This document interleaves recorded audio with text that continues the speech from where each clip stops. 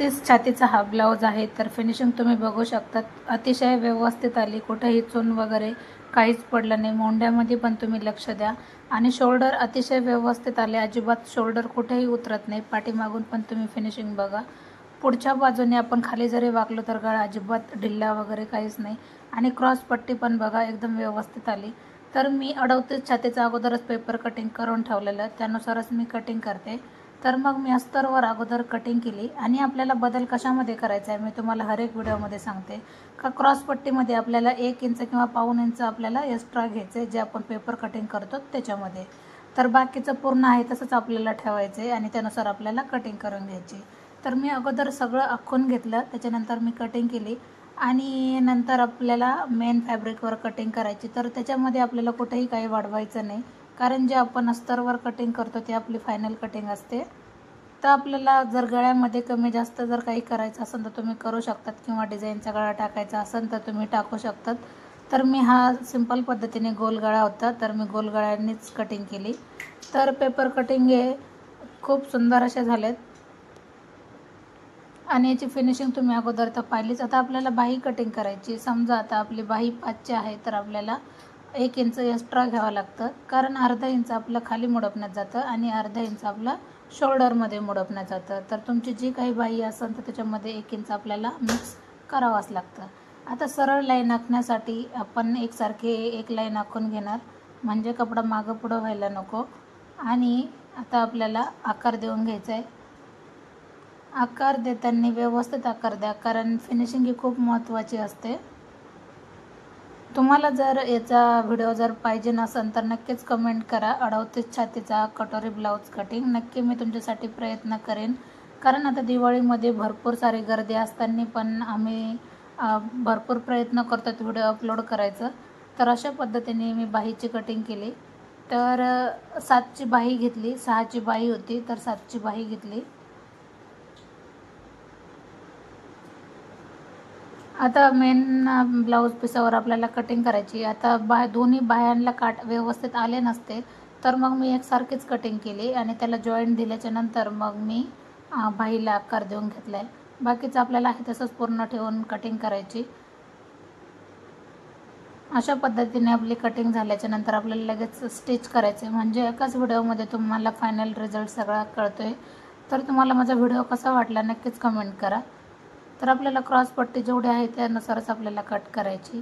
तर आपण अगोदर सगळं मी जोडून घेतले, कारण व्हिडिओ भरपूर मोठा होतो. मोठा झाल्याच्या नंतर पाहिलं थोडंसं कुणी पूर्ण व्हिडिओ बघत नाही, तर मग मी अस्तर अगोदर पूर्ण जोडून घेतले. अस्तर जोडून घेतल्याच्या नंतर बघा कुठेही कमी जास्त काहीच झालेलं नाही. नॉर्मल जर कटोरीमध्ये कमी जास्त झालं तर आपण कट करू शकतो. तर अशा पद्धतीने बघा कोणत्याही बाजूने तुम्ही कटोरी जोडा, एकदम परफेक्ट अशीच येणार. तुम्ही ह्यानुसार जर कटिंग केली तर नक्कीच तुमचा पण ब्लाऊज एकदम परफेक्ट येईल. जसं मी सुरुवातीला फायनल व्हिडिओ दाखवला आहे तुम्हाला, घातल्याच्या नंतर ब्लाऊज हा किती फिनिशिंगमध्ये आला. तर क्रॉस पट्टी जोडण्याची भरपूर साऱ्या वेगवेगळ्या पद्धती असतात.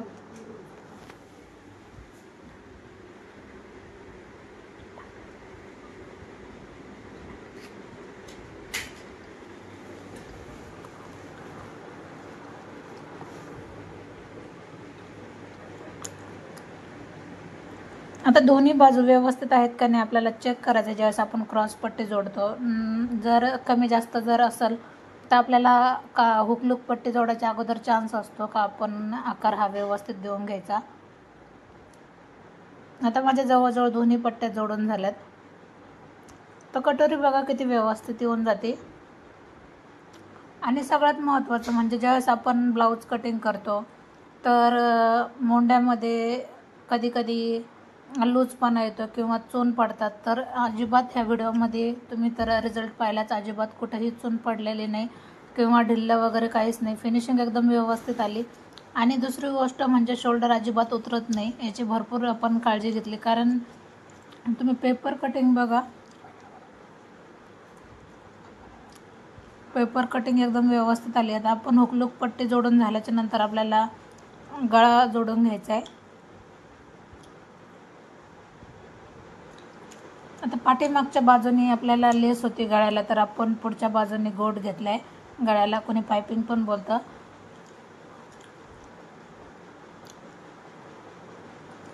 तर अशा पद्धतीने बघा किती व्यवस्थित आले. तर पाठीचा भाग मी अगोदरच जोडून घेतलेला. मी पुन्हा एकदा सांगते, व्हिडिओ जास्त मोठा होत असल्याने मग मी बरेचसे कामं अगोदर करते. आणि तुम्हाला मोठे पण व्हिडिओ जर पाहिजे असेल पूर्ण फायनल तर ते पण सांगा, म्हणजे मी त्यानुसार पण व्हिडिओ बनवण्याचा प्रयत्न करेन. तर हर एक व्हिडिओमध्ये सांगते, मी ज्यावेळेस बाही जोडते तर मी शोल्डरपासूनच सुरुवात करते, कारण बाहीला फिनिशिंग एकदम प्रॉपर व्यवस्थित येऊन जाते आणि कुठेही कमी जास्त काहीच होत नाही, समान बाही बसते. त्याच्यासाठी मी कधी पण शोल्डरपासूनच निम्म्याच्यातून मी बाही जोडते.